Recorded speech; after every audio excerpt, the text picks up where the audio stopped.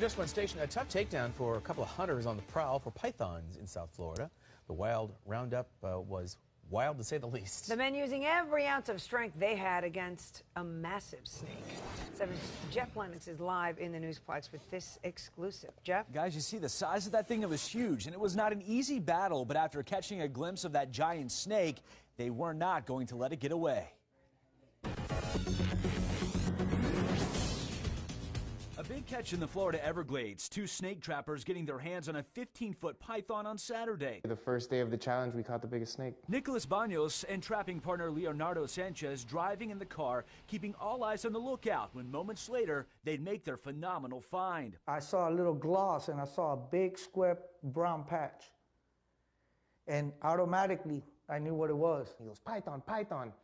Second I get out of the car and I look over, it's this big python stretched right there where the trees meet the water. And when we jumped at it, he goes and he grabs it by the tail. The second he grabs it by the tail, the snake starts to beeline into the trees.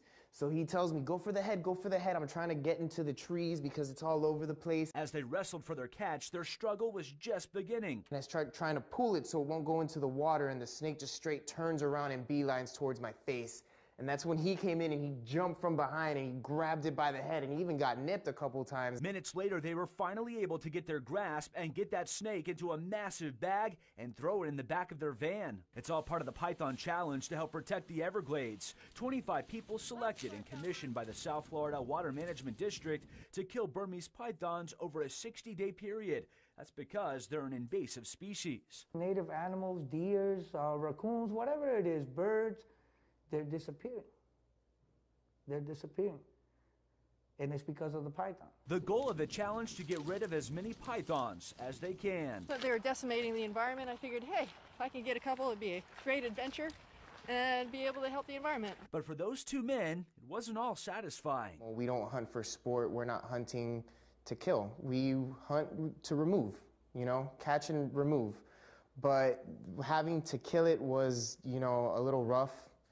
For us, we've never really had to do that before, so it was a satisfying feeling, but it was also a feeling of, you know, a little bit of heartbreak.